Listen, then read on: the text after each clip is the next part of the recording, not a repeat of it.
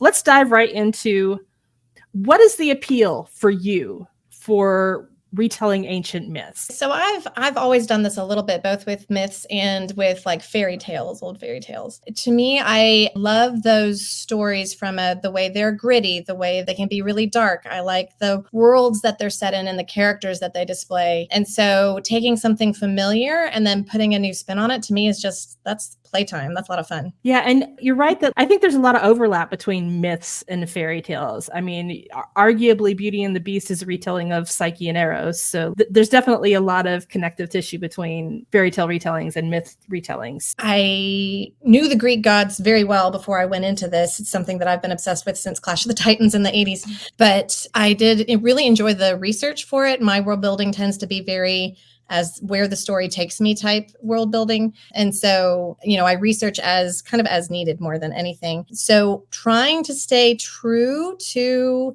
the myths that people know while still taking a different lean toward it, I would say was the bigger challenge. Like, what do I stick with and what do I break? Essentially, I try to give a lot of nudges. Like Hades frequently tells the main character Lyra, like, humans get it wrong all the time. I will say that the nice thing in the Greek mythology space is that is actually, it's not that we get it wrong, it's that we don't know, because so much of it happened before the written word. A lot of it was, we don't know who actually wrote this information or who came up with this, where it was passed down. So much of it was just passed down over time. And so that also gives me a little bit of wiggle room, if you could say. But yeah, trying to stay true to the mythology while taking the story in a completely new space was, it was a fun challenge though. What changes are needed to make ancient myths resonate with modern audiences? How do you take these very old stories and make them feel fresh and modern? Well, I think part of that is that they already do resonate with modern audiences, or we wouldn't all be so familiar with the Greek gods in the first place and so interested in them. So there's that part to it. And if you look at just like, say, Clash of the Titans, which, was its own interpretation of Greek mythology, you get the hero aspect, you get the monsters aspect, you get the gods throwing around their weight aspect. You get Medusa, who's one of my very favorite, characters in Greek myth, and kind of her tragedy aspect of it. You get the romance aspect of it. You get the saving the princess. Like, there's so much to that story, or those stories, that I think already appeal to modern audiences, just the adventure, the romance, the heroism, etc. So that makes it a little easier. I think setting it modern also helps a lot, because we're reimagining things like Zeus has a temple on what is currently the Marin Headlands across the Golden Gate Bridge from San Francisco, right? And so you can kind of picture a temple right there on that big old hill. And so for me, that's the fun part, is like, okay, what would they do with cell phones? What would Greek gods do with cell phones? Like, how do you incorporate those elements? What would they wear? Because we always only picture Greek gods in their, traditional Greek dresses and togas, essentially. I find that at least in the modern space, they had more to wear. And I guess the other side of that question is, what modern things were the most fun to kind of pull into this mythic space? And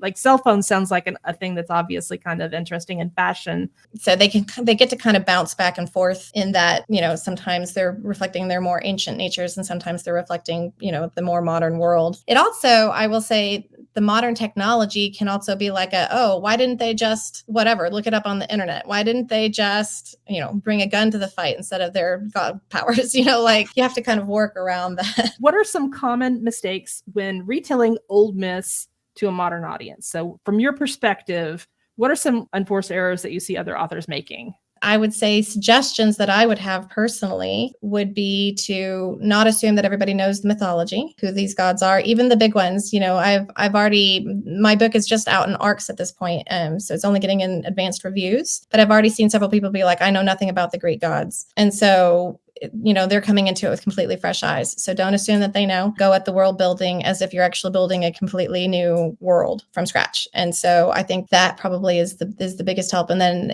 don't forget the modern elements, especially if that's probably one of the harder things for me, is like, I'll be off in like ancient Greek world and be like, oh yeah, they do have computers. Like, oh, whoops. Like, maybe I should have a moment here where I acknowledge the modern. I think it's a really good point that you can't assume that everybody is as familiar as you are, especially if people who tend to write adaptations of fairy tales or myths tend to be deeply, deeply familiar, and they tend to have read widely different versions of that fairy tale and myth. So they understand in a very nuanced way that people who just maybe only saw the Disney version don't have. So I feel like that's actually, a really good point for like an area where mistakes could happen or things could come off and not hit right, not sound right.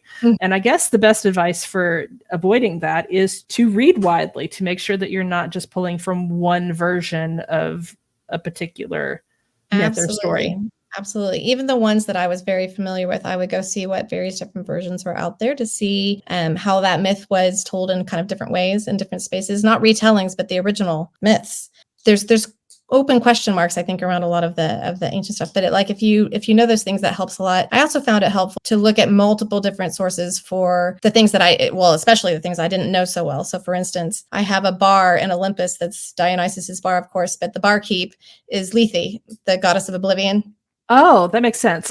And so, trying to look up, because believe it or not, there's not a goddess and god for everything out there. So there's actually, while there's a god of death, there's not really a god or goddess of life out there. You could make some arguments for a few of them that they do cover that, but there's actually not there's not an equal and opposite for every single thing that they have powers over. So yeah, I was like, okay, who would be fun to be a barkeep in a bar? I think I had several different options for that one.